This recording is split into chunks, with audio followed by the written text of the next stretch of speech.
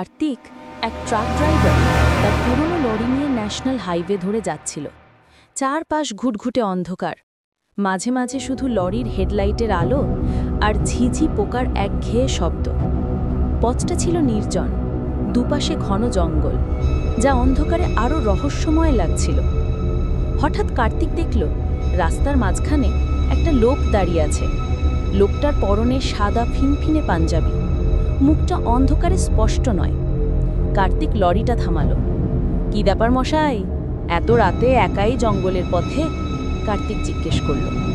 লোকটি ফিসফিস করে বলল, আমাকে একটু পরের মোড় পর্যন্ত পৌঁছে দেবেন, আমার খুব জরুরি কাজ আছে।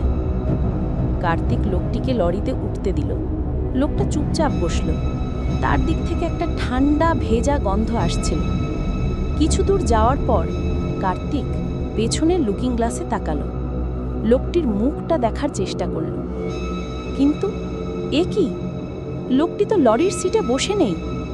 আয়নায় শুধু দেখা গেল তার সাদা পাঞ্জাবির একটা অংশ সিটে পড়ে আছে, কিন্তু তার মাথা নেই। কার্তিকের হাত পা ঠান্ডা হয়ে এলো। সে ভয়ে স্টিয়ারিংয়ে শক্তভাবে চেপে ধরল। সে সাহস করে সিটের দিকে তাকালো।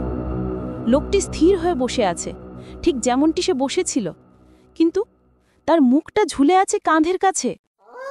লোকটি আবার ঘাড় বেঁকিয়ে বলল, কি দেখছেন ড্রাইভার মশাই, আপনার কি মাথা ঘুরছে? লোকটির চোখ দুটো ছিল জবা ফুলের মতো লাল, আর তার গলা থেকে টপ টপ করে রক্ত ঝরছিল সিটের ওপর। কার্তিক চিৎকার করে ব্রেক কষল। লরি থেমে যেতেই লোকটির দেহটা এক লহমায় যেন শূন্যে মিলিয়ে গেল। শুধু সিটের ওপর ভেজা রক্তের একটা গাঢ় ছাপ রেখে গেল। কার্তিক এক মুহূর্তও নষ্ট না করে মাথা নিচু করে অ্যাক্সিলারেটরে চাপ দিল। লরিটা তীব্র গতিতে অন্ধকারে মিলিয়ে গেল। সেদিন থেকে কার্তিক আর কখনো একা রাতে ওই পথে গাড়ি চালায়নি। গল্পটি কেমন লাগলো?